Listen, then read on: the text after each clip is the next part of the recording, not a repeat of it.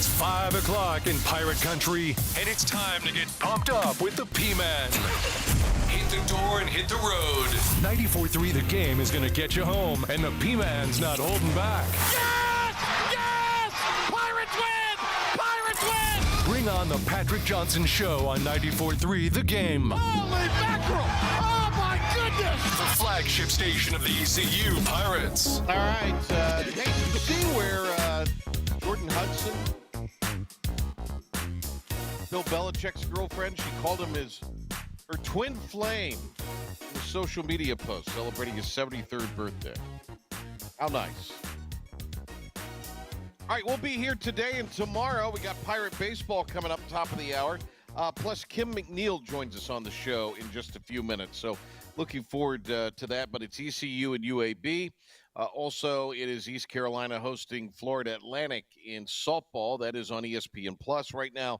So you can check that out there as the Pirates trying to ascend in the standings in both Diamond Sports.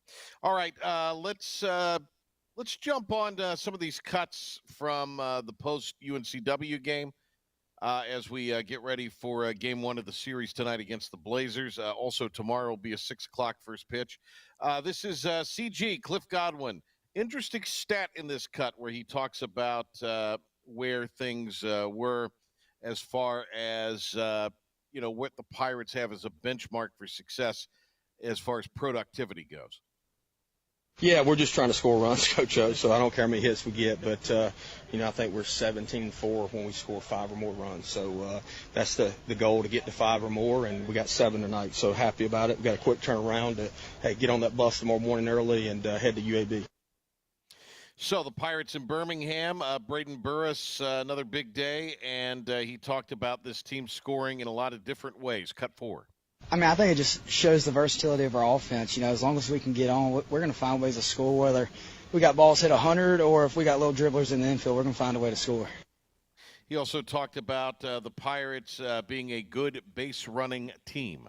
Yeah, we practice it all the time. Base running's a big thing here. So, we got to be able to run the bases if you want to win a baseball game, because you got to run the bases to score. And he talked about the importance of getting good jumps and that being a big part of base running. Going hard out of the box, and as soon as the ball's hit, it's time to go. There ain't no waiting around and seeing what the outfielders can do. we can make a decision on the fly, but you can't make a decision if you're just standing there. And Burris on the team bouncing back after their losing streak. They have now cobbled together 2 in a row.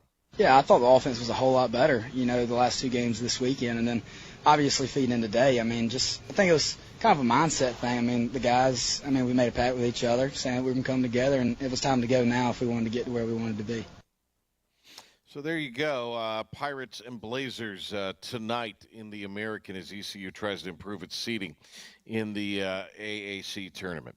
All right, we will get you out to that game coming up at the top of the hour. Let's hit a break right now, though, and when we come back, we'll talk the season that was, the offseason, and more with ECU women's head basketball coach Kim McNiell. She'll be our guest on this Thursday edition of the Patrick Johnson Show. The team of Flatlands Jessup is working overtime to help ensure that Eastern North Carolinians like you get the health insurance help you need this open enrollment period. New legislation passed, meaning more people than ever qualify for affordable coverage. Let us help you today. Are you ready to tackle those yard and garden projects? Come by East Carolina Tractor and Fleet, your local Coyote dealer, and check out their great selection of residential and commercial Coyote tractors. From zero-turn mowers to compact tractors to skid steer loaders, they've got you covered. Some with 0% financing for qualified buyers. Stop by your hometown Coyote dealer, East Carolina Tractor and Fleet, across from the Pitt County Fairgrounds, or online at ectfleet.com. East Carolina Tractor and Fleet. We dig dirt. Big tax credits are back. Get a 30% tax credit, up to $2,000 off your new Mitsubishi electric heat pump install. Let Comfort Master help you take advantage of the tax credits with a qualifying Mitsubishi electric ducted heat pump or non-ducted Mitsubishi electric mini splits. Mitsubishi electric mini splits are ideal for bonus rooms, garages, or sunrooms. If you need a new HVAC unit, call Comfort Master today. Call Comfort Master. Call Comfort Master. the best burgers around. Everyone loves a thick, juicy, and fresh burger. Tiebreakers in Greenville, plus the all-new Tiebreakers in Winterville. Do real burgers better than anybody. So don't just go to any burger-themed restaurant chain.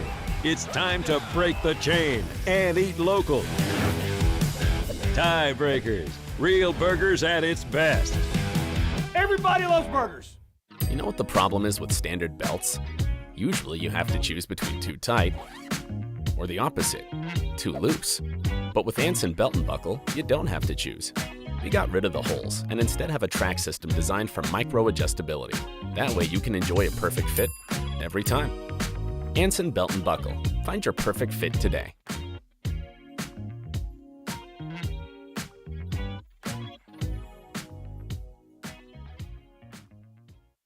Healthwise Pharmacy rounds the bases with all of your infusion, retail, compounding, and medical equipment needs. Locally owned and operated by pharmacist Marcy Parker, Healthwise has grown to be your most trusted provider for infusion services. Currently providing in-home or on-site infusions in North Carolina, South Carolina, and Virginia. Visit Healthwise Pharmacy at 615B South Memorial Drive or call 252-295-0059 to speak to a patient service representative to find the option that best suits your needs. Tired of the 1-800 numbers advertising Medicare products? Flatlands Jessup has 6 offices all throughout eastern North Carolina.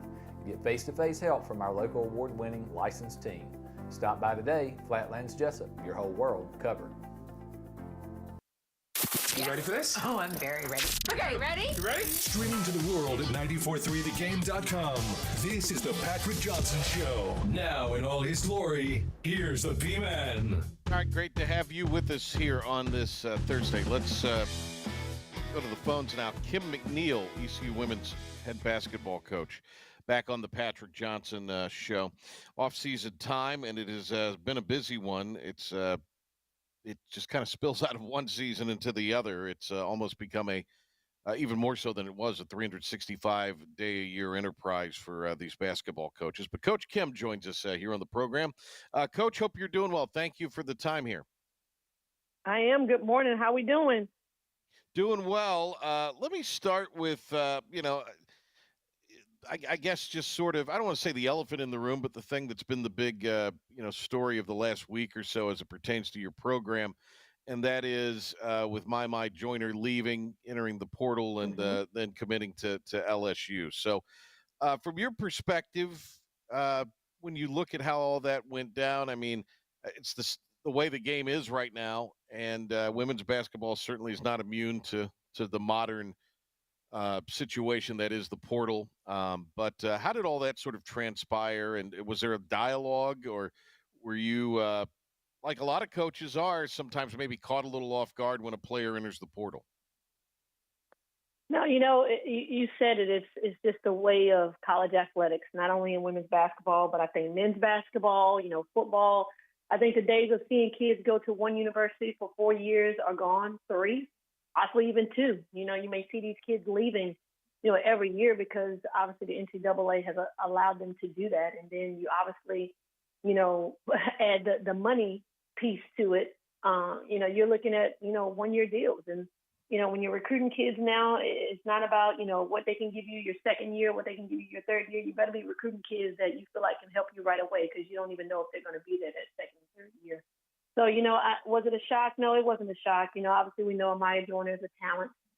We were fortunate to get her to stay here at ECU for 3 years. I think she's always wanted, the opportunity to play at a higher level, so, we wish her the best, and we thank her for everything she's done here at East Carolina in her 3 years.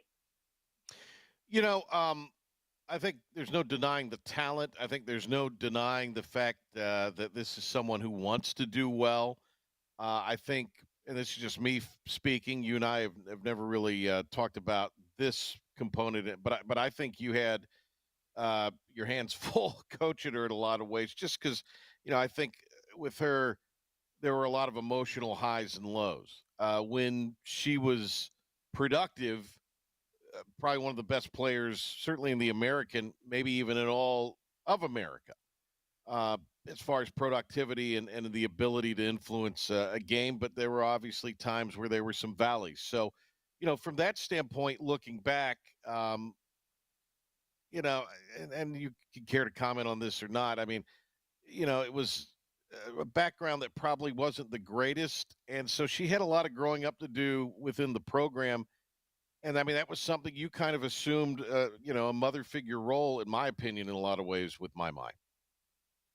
Yeah, definitely. In our 3 years, we were extremely close. Throughout the recruiting process, we never really talked about basketball. My goal was to help Amaya develop into a young woman, so that she would be, successful, life after basketball. And obviously, she did grow. Her time here at East Carolina. Obviously, I would have wanted her to have grown a little bit more.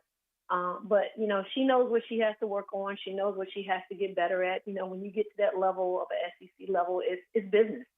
I've been in I was, 16 years as an assistant coach. I spent, 12 to 13 years at that level. And it truly is a business.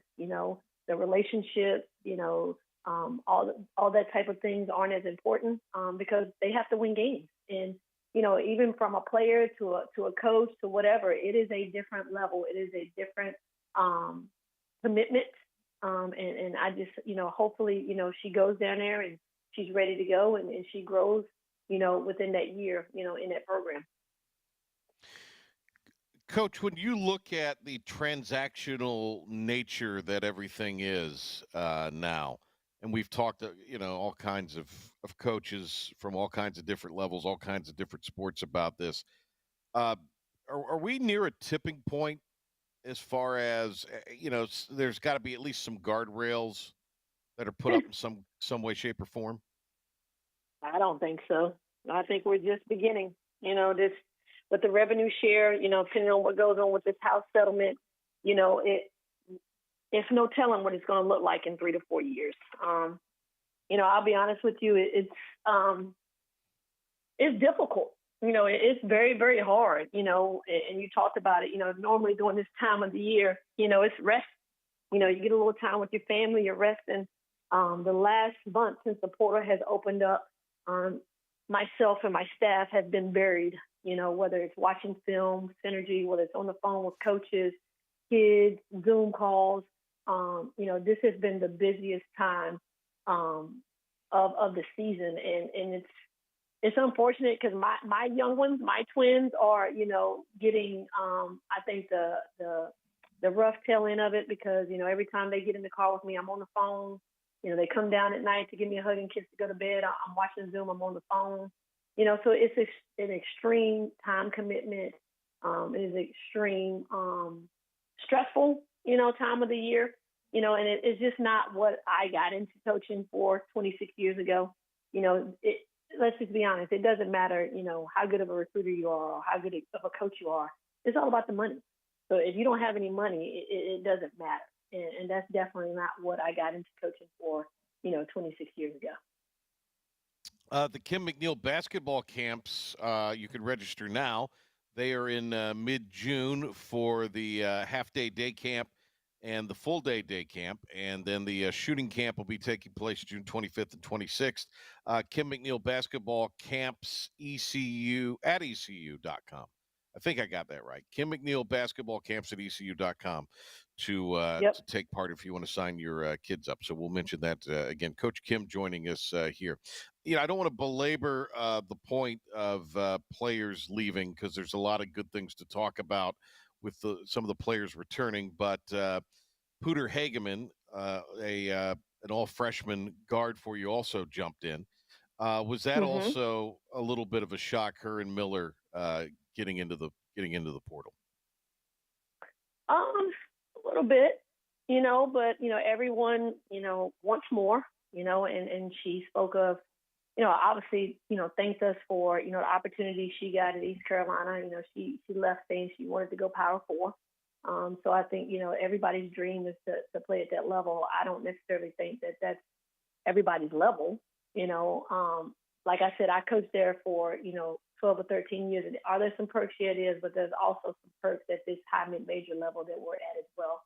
You got the family atmosphere, you got, the care. So it's just it's different when you get up there with those guys. But, as I said, things have changed. The portal has changed things. Money has changed things. So the days of, kids staying with a program and seeing it all the way through, I think is an anomaly. I spoke with, Sania Johnson, Morgan Mosley, two young women that stayed at East Carolina for 5 years. And I really, really thank them for it, because I told them what you guys have done is special. You can say you are a pirate. You can say you stayed here for 5 years, got your undergrad, got your master's, and really fully feel proud of being an alum from East Carolina. I was like, most athletes from here on out won't be able to say that. I went 1 year here, 1 year here, 1 year here, 2 years here, So I'm truly grateful for those guys and what they did and their loyalty, here to East Carolina. But it is what it is. And as a fan of the game, it's just an adjustment that we're going to have to make. And we're just going to have to, go with the flow and just understand this is the day of college athletics. Some good news. You do bring back Jayla Earp. She's said she's coming back. Had a really, solid year for you. I think coming back off of the injury, there were some things she had to adjust and kind of get used to at times. So what will be some of the things you want for Jayla to do to sort of go to the next level that you would need her to go to in your program now? Yeah, I want to say to Pirate Nation, I'm excited, for the rebuild of this program. We got some good pieces coming back, Jayla obviously being one of them. They always say, it's the second year, off the injury that you feel fully confident. I've never had a major injury, but I've talked to people that have, and it's like, the first year you're still kind of building your confidence. And I think that's where Jayla was, building her confidence. I am healthy, I can do the things that, I did prior to the injury. So this all season with her, with Bobby Smith, with Anjanae Hutton, I've told the assistant coaches, we got to become better shooters. We got to open up that paint. And I want for next year to have at least 3 to 4 players on the floor that are threats from the three. Now, are you going to call them, deadly 3-point shooters? Hopefully we got a couple of them, but I want at least 3 to 4 kids that are threats from the 3-point line, that you got to respect them from that. So with these 3, and the other kids that, which I can talk about, 2 of them that have signed, and other kids that have verbal tools up to this point, our goal is for this summer for them to make 20,000 shots. Make 20,000 shots. And that's what they've been working on. Jayla, Bobby, and Anjanae are in the gym pretty much every single day, whether it's with a coach, whether it's in there with amongst themselves, and really, really getting up a lot of shots. That's the goal this summer. And obviously we're going to have, 9 new players. So we're going to have to spend a lot of time on our system, putting in our defensive system early, putting in our offensive system early. But as I said before, I'm really excited about this team. We've signed 2 kids that I can talk to you about if you would like. And then we've got some other kids, in the making that, I think Pirate Nation is going to be really excited about this team. And, we're going to be in good shape. So don't worry, Pirate Nation. We're going to be okay. I promise you. Coach Kim McNiell with us here. I want to ask you about those 2 players, but I also you mentioned Anjanae Hutton. Again, a player that once she kind of got healthy, not that she was not healthy at the beginning of the year, but I guess got confident and stronger with that knee. She was really, really productive. So, again, a second year kind of coming back, and then her also being in the program and understanding what you want to do defensively and offensively, that's got to be something that probably you're looking forward to her taking a jump. Definitely. Extremely excited about her coming back. You said it right. She wasn't fully healthy, starting non-conference play in November. She was probably about 75, 80%. And, my goal for her, going into last year was to have her fully ready to go by conference play. And I think that's when you start to see her, really able to help us, because she did, get as healthy as she could with that knee. And just like you said, just with Jayla, a second year under her belt in our system, learning the defense. I think she's going to be, a big part of what we do, with those bigs, because she is so versatile. She's a really unbelievable rebounder. We didn't truly get to see that part of her game as much as she can bring. But, she's in the gym working. But what I have to do this year, her minutes got really high during conference play, due to the injuries of, Talia not being able to play as much. I've got to manage her better because right there towards the end of the last 2 weeks of the season, the knee started to bother her again. So I've got to manage her minutes in practice. I've got to manage her minutes throughout the year so that she can stay fully healthy, for us all of next season. Coach Kim, let's talk about the two that, as of this moment in time, that you've signed out of the portal that will be able to contribute. You talk about shooting, and one of the guards you're bringing in Savannah Brooks seems like someone that will be able to help with that. Yeah, I'm really excited about Savannah Brooks. She's a transfer from Coastal Carolina, who was their leading scorer last year, averaged about 14, 15 points a game. A three-level scorer. She can shoot the three, she can get to the mid-range, she can get to the hole. But I'd be lying if I didn't tell you the thing I'm most excited about her is she said to me, Coach, she said, I want to guard the best player on the floor. So she loves the defensive end of the floor. I think she had about 67 steals last year, and she's got some grit to her. She's got some toughness. So she fits us on both ends of the floor. So very excited about adding her to the guard group. Kiana Rembrandt, a transfer from Charlotte, originally from, Raleigh. Kiana, was second team all conference, averaged about 11 points and 5 rebounds. Always gave us a fit when we played them. So when we were able to get her very early off the portal, I think maybe 2 or 3 days after it opened, was very excited and still extremely excited about the addition of her. And then we've got another kid that has 2 other kids that have committed to us. I cannot talk about them quite yet because they have not signed their financial aid agreements. They just committed to us yesterday. But they are going to be unbelievable additions. Keep watching social media. You should see some posts about them in the next couple of days. And then I got 2 more to go that I think we're in really good shape with. So hopefully by mid next week, we'll be done and I'll know what the team's going to look like and we can move forward. Because I think, things are going to change a little bit. We're going to be, very, very, very, very good at the guard spot.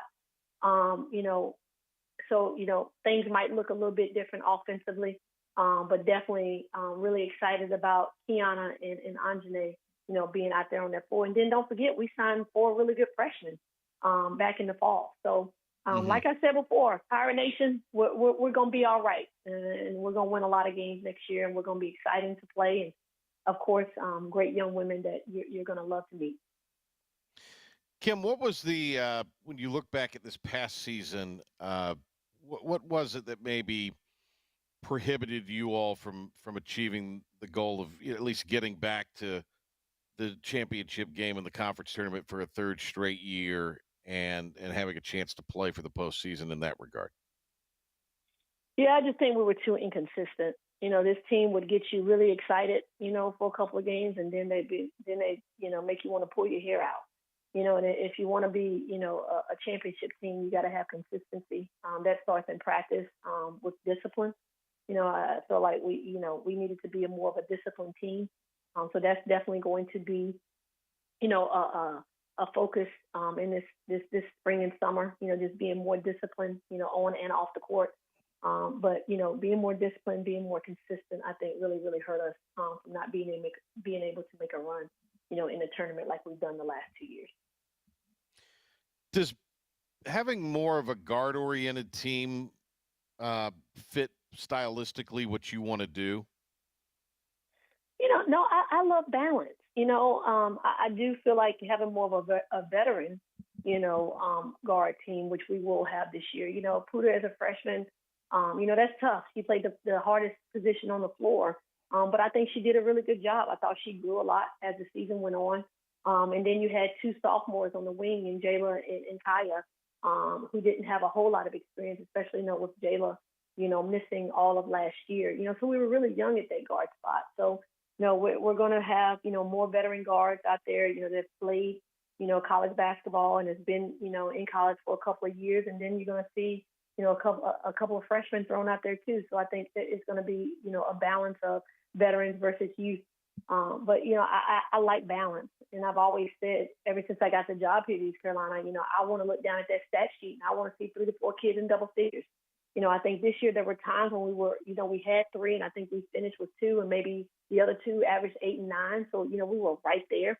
But I think we're going to be more of a balanced team this year, where last year, we had to pretty much run everything through the post. And that was obviously Mama and Anjanae getting doubled and triple teamed. I don't think you're going to see that this year with the type of talent that we're bringing in from the guard spot. Kim, when you look at the game as a whole, there's a lot of indicators that show that women's basketball collegiately is as healthy as it's ever been. With all of that said, in this new age, a sport that has maybe been dominated by 1 or 2 programs historically, year in and year out, maybe that's not so much 1 or 2 teams as it could be, a couple of conferences. So as you talk about, with your fellow head coaches about achieving growth in the game and, making sure there's competitive balance from the standpoint of, the best teams, or as many teams as possible, have an opportunity to make the postseason, to make a postseason run, to even win a national championship. What are those discussions like? Yeah, well, I think first and foremost, if we talk about parity in the game, period, I don't think it's just in women's basketball. I think it's in men's basketball as well. I thought we were getting to a point where we were going to get there. I think with the money, I think that's not going to happen. Obviously, you saw this year in the NCAA tournament, the number 1 seed all made it to the Final Four in the men's side, and then we had UConn as the number 2 seed. There were really no upsets, and I think because the name of the game now is money, I don't think you'll see any parity in the game because the best players are going to go where the money is, and the money is in the Power Four. So I think we really hurt ourselves with seeing parity in the game, which is unfortunate. But we talk as a league all the time in the American how we feel like we don't get as much respect as we should. How we should have got more teams, at least in the WBIT this year, and we didn't. So we're talking about the league getting us more recognition, getting us out there more, and then as coaches upping our schedule, playing some of these Power Four teams. But when you do that, you got to beat some of them too. It doesn't really do any good to go play them. You got to beat some. So we have a lot of conversations about scheduling. Who we're playing. How we're gonna be more visible. So that, when it comes down to the end of the day, when those, committee members are sitting there talking about, who should, NCAA tournament, WBIT, that the teams from the American, are getting more, are getting talked about a little bit more, because I do think we have unbelievable coaches in this league, and I think we've got some really great players in this league as well. How much can the league help with, trying to get you better scheduling opportunities? And when I mean you, I mean teams in the American, maybe some better scheduling opportunities. Yeah, I think we can look at some things like, how to have the ACC, what is it, the ACC the challenge that they have? I think it's the SEC. I know it's challenge. I think it's the SEC now. Yeah.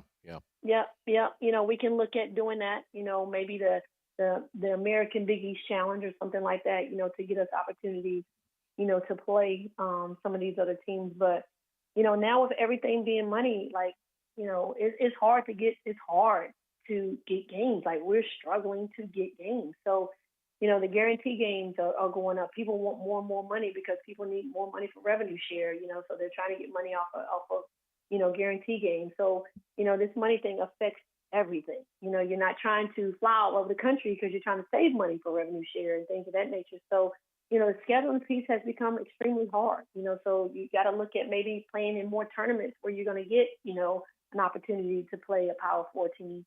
But obviously those tournaments are, Bahamas,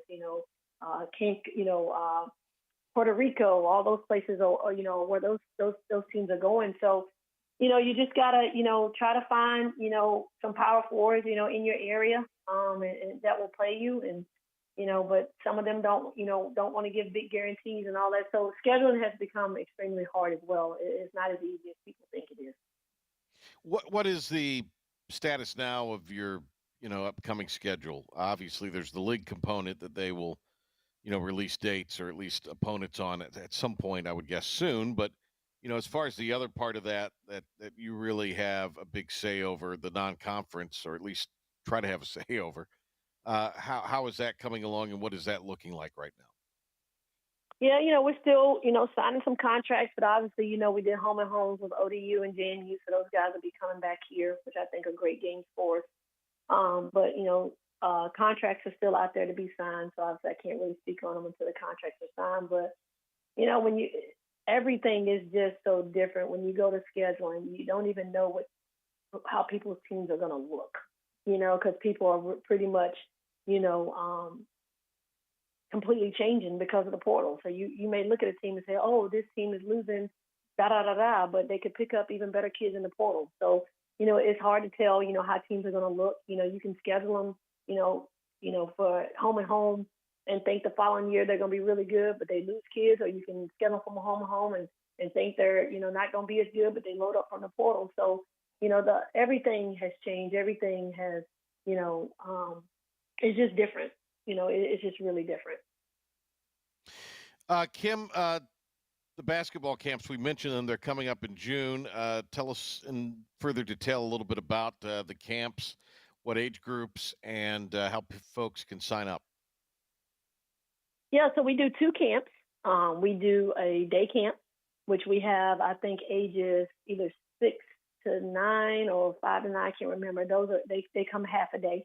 So they'll come from like 9 to 12, just really learning the basics of basketball, having a good time with the players and the coaches, and then the older kids up to middle school. So the day camp only goes up to middle school.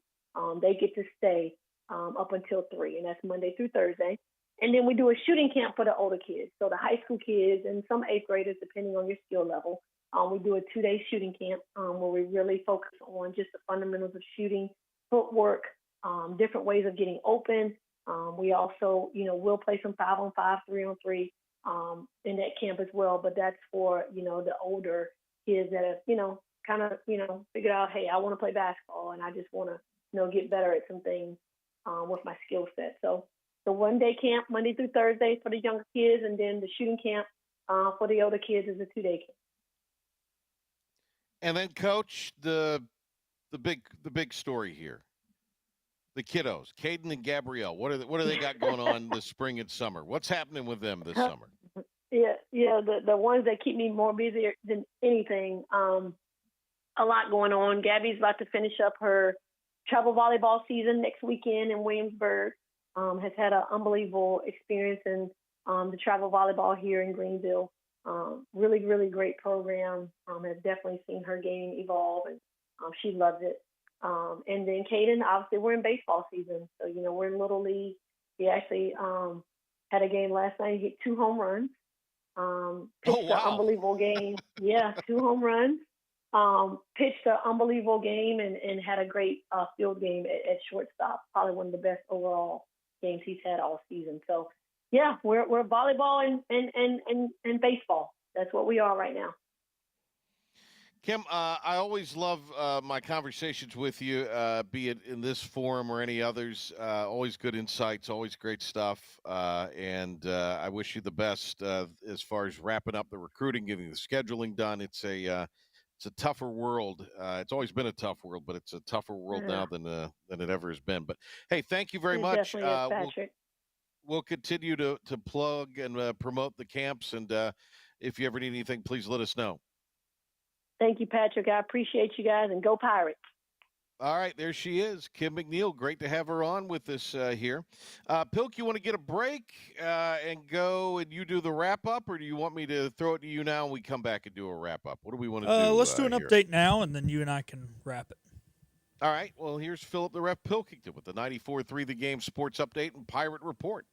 Thank you, P-Man. Starting in Pirate Athletics, softball game getting underway against FAU. This is the beginning of a 3-game series. Remember, admission is free inside Max R. Joyner Family Stadium all season long. Baseball will be getting going here in a few minutes. It's going to be a 5:45 airtime for that roughly 6:05 first pitch from Birmingham, Alabama, as the baseball team travels down there to take on the Blazers. They're trying to build off a huge win the other night against UNC Wilmington, and Coach Godwin said that it was an all-around good performance. They did a great job. For the most part, we were ahead of hitters and did a really good job. Coach Knight called a great game with all those guys pitching. And speaking of Pirate Athletics, the lacrosse team will travel to Charlotte on Saturday. That game will begin at 1 o'clock. You can see it on ESPN+. Looking at the NBA playoffs play-in games, last night the Mavericks beat the Kings. Kings have been eliminated. Therefore, the Mavericks will play tomorrow night against the Grizzlies. Winner of that will be the number 8 seed in the West. Same deal on the Eastern Conference side. Heat knocked off the Bulls 109-90. Heat will play at Atlanta tomorrow night. Winner of that will be the 8th seed in the Eastern Conference. Carolina Hurricanes fell to the Montreal Canadiens last night in their 81st game of the season.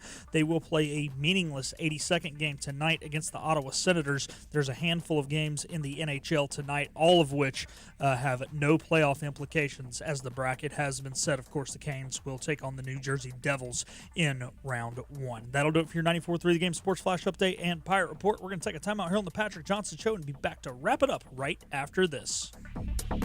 Hey, it's Jim Wells again with Wells Roofing and Gutters here in the beautiful community of Lindale, Bedford. At Wells Roofing and Gutters, we believe in quality first, and that's why we use CertainTeed shingles, which are manufactured in Oxford, North Carolina, a local company.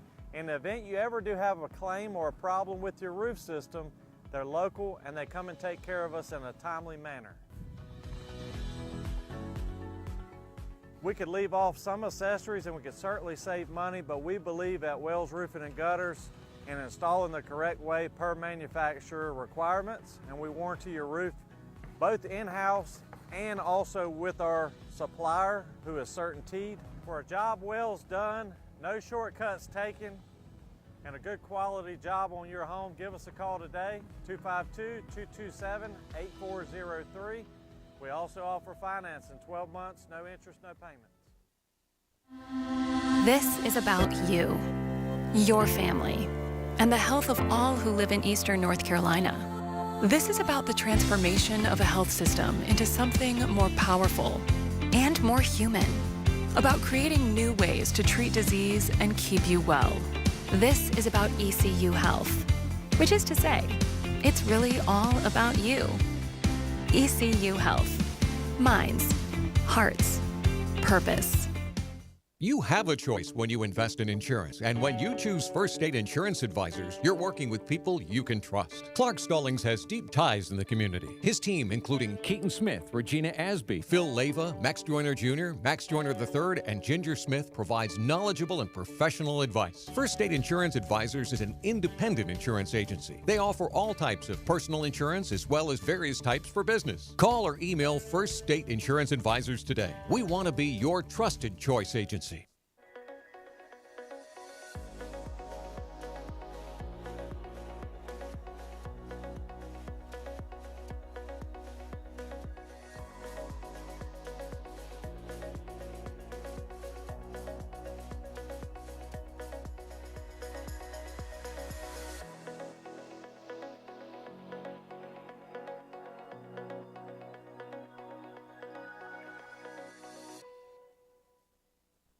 Other restaurants claim their food is fresh and fast, but are they friendly? At Moore's, you're treated like family the minute you walk into their doors. With locations in Winterville, New Bern, Swansboro, Morehead City, and Jacksonville. We've been practicing what we preach since 1945. At Moore's, our barbecue is slow cooked and smoked over real wood daily until it's so tender it's falling off the bone. Combined with our fresh chicken, cooked-to-order seafood, and homemade fixins, we're sure you'll agree. If it's not Moore's, it's less. And now, the stunning conclusion of the show. It's the P-Man here on 94.3 The Game. All right, waning moments of the program here today. Pirate Baseball coming up in a little bit. We'll have a show for you tomorrow as well on radio at 5 o'clock. So stand by for that tomorrow. Guests TBA. So little bit of a non-sports thing, but maybe some sports attached to it. Greenville's been named one of Livability's top 100 best places to live in 2025. The 2025 top 100 best places to live list showcasing the nation's most vibrant and livable small to mid-sized cities. Greenville's vibrant local economy, thriving cultural scene, and strong sense of community were highlighted as factors of making the list. This is in its 12th year of publication, this livability, best places to live analyses. They take a look at 2,000 cities to curate the top 100 best places to live list. It's based on 100 data points. So there you go. Greenville, one of 7 North Carolina cities to have made the list. The highest for ranks the highest for environment, transportation, education, housing, and cost of living. Although seeing some of the home prices, that could be debated. I don't like All this. right. Seven from our state. That's not good. That's too many. What do you mean? It's gonna keep all these people from moving in. We are full. All these towns stink. Greenville stinks. The town I'm from stinks. They're all terrible. None of you move here. If you're not from here, stay the hell where you came from. What about the Triangle, though? Couldn't they move to the Triangle there, which is... They're still going to affect too much of our local politics if they move there. I don't If you're in... Also, man, it took me forever to get to Charlotte as there was too much traffic in the Triangle last Friday. No, I don't need more there. It's practically Midtown Manhattan politically in Raleigh. All right. Thanks to Kim McNiell for being with us. Good, candid conversation with her. You can always check out podcasts of the show on the IBX Media app, which is free for Google Play and in the App Store. All right, we'll catch you tomorrow. No Talk of the Town in the morning. We're off, but back with the Patrick Johnson Show at 5 o'clock ahead of ECU baseball.